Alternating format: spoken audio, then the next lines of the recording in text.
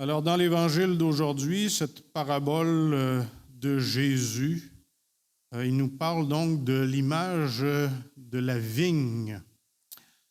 Alors, évidemment, encore aujourd'hui, au pays de Jésus, en Méditerranée, enfin, la vigne, c'est quelque chose de très présent. Déjà dans l'Ancien Testament,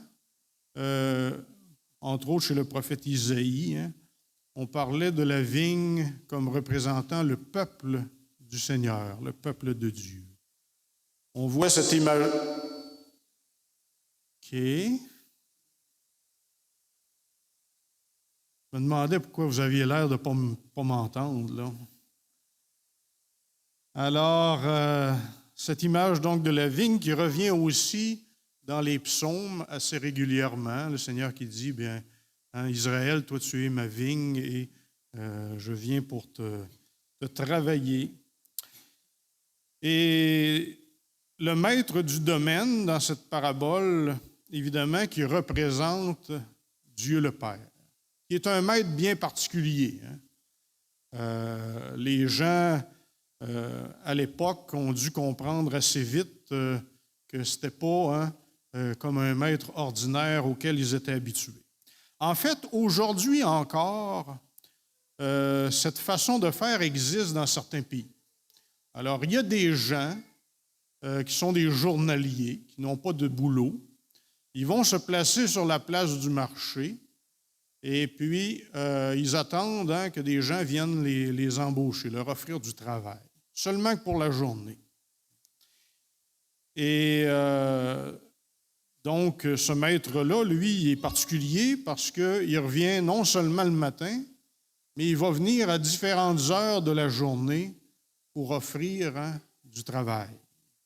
Autrement dit, le Seigneur embauche. Avec lui, là, il n'y a pas de chômage possible, là, si vous voulez. Vous êtes invité à n'importe quelle heure à travailler avec lui. Vous avez remarqué aussi que c'est particulier au niveau de la paye. Alors, celui qui a travaillé seulement que la dernière heure, il reçoit le même salaire que celui qui a travaillé toute la journée. Et les journées, à l'époque, ne sont pas de 8 heures. Il n'y a pas les normes du travail encore à cette époque-là. C'est 12 heures de travail. Alors, trouvez-vous que c'est juste? Il n'y aurait pas lieu de mettre le syndicat là-dedans, là? Alors, évidemment, Jésus n'est pas en train de nous donner un cours de management, comment gérer une business, là, parce que si vous gérez votre business comme ça, c'est clair que vous allez perdre vos employés. Il va y avoir une révolte. C'est pas ça. Il est en train de nous montrer quel est l'amour de Dieu, de quelle façon ça se manifeste. Et il commence en disant, le royaume des cieux est comparable à donc un maître de domaine qui envoie des gens travailler à sa vigne. Cette parabole, elle illustre autant l'histoire du salut, l'histoire de l'amour de Dieu pour son peuple, qu'il appelle, que notre histoire personnelle avec le Seigneur. Alors, les premiers appelés, c'est le peuple choisi, c'est le peuple d'Israël. Ils sont les appelés de la première heure. Et Dieu a fait un contrat avec eux autres. Vous remarquez qu'il s'entend avec eux autres d'avance pour le salaire d'une journée. Ce contrat, c'est l'alliance. Dieu passe une alliance avec son peuple. Il va lui donner la loi, puis il va dire, si tu respectes ma loi, là, tu vas être béni. Mais ce contrat-là, on le sait, quand on lit l'Ancien Testament, l'Histoire sainte, on voit que de façon récurrente, très souvent, le peuple n'a pas été fidèle à cette loi, à cette alliance. Et donc, l'alliance, à un moment donné, a eu besoin d'être changée. Et à travers la parabole, donc, on voit que ça se transforme tranquillement. Ceux qui viennent qui sont là à 9 heures, déjà le maître leur dit, allez travailler à ma vigne, je vais vous donner ce qui est juste. Déjà, il n'y a plus de contrat. Il leur dit simplement, faites-moi confiance, je vais vous payer ce qui est juste. Et les derniers qui arrivent vraiment sur les dernières heures, il n'est même plus question de salaire. Il dit, allez travailler à ma vigne. Autrement dit, il les invite à faire une confiance totale. Et c'est cette confiance-là à laquelle Jésus nous invite comme disciples, à lui faire vraiment confiance. Autrement dit, à entrer dans une relation d'amour.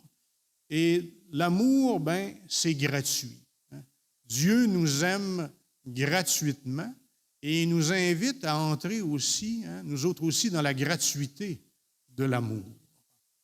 Parce que le danger avec la loi, c'est qu'on dit là, Seigneur, j'ai observé exactement ce que tu m'as dit, là.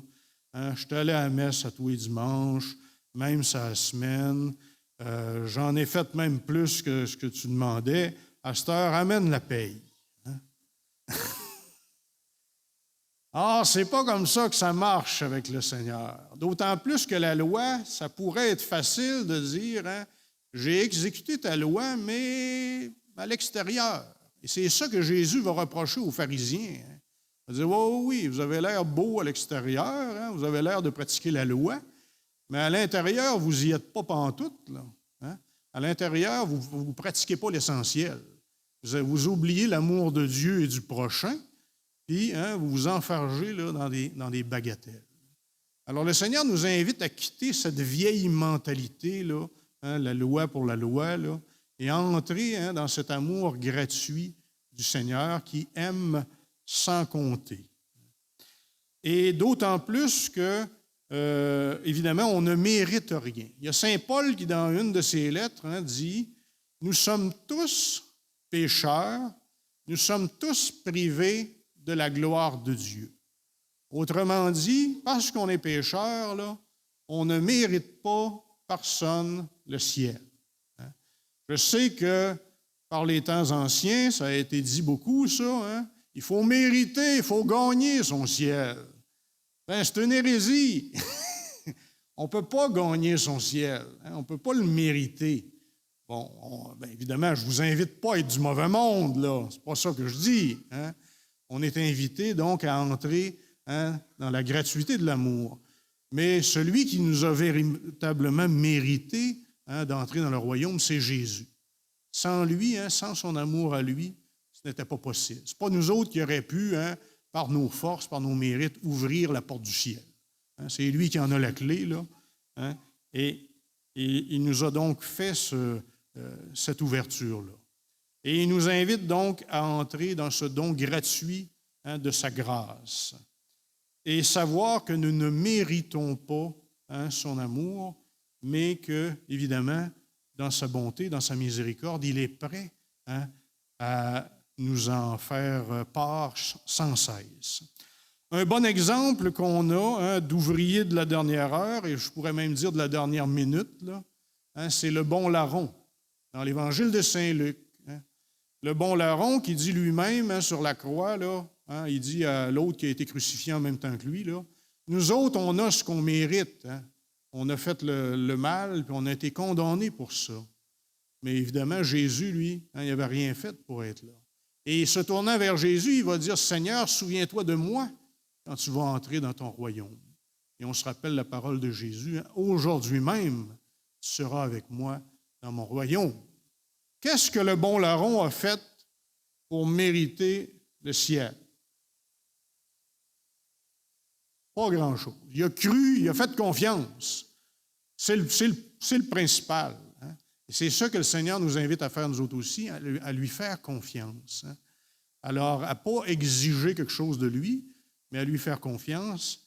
Et nécessairement, le Seigneur va nous donner plus que, je dirais, tout ce qu'on a pu imaginer. Et surtout, ne soyons pas jaloux. Si jamais il y a des gens qui, à la dernière minute de leur vie, se tournent vers le Seigneur. Parce que là, on dirait, hey, il n'a rien fait, lui, pour mériter ça. Non, le Seigneur nous invite, au contraire à se réjouir, à dire, ben, merci Seigneur, ta miséricorde est extraordinaire, ton amour est tendre. Alors, demandons au Seigneur cette grâce de plus en plus dans notre vie, de pouvoir accueillir, je dirais, avec émerveillement, cette grâce de son amour. Il nous arrive évidemment encore parfois de nous éloigner un peu du chemin du Seigneur. Bien, sachons à ce moment-là reconnaître que ce n'est pas par nos propres mérites là, qu'on va gagner le ciel, mais accueillir la miséricorde du Seigneur et sa grâce qui est gratuite dans nos vies, comme son amour. Amen.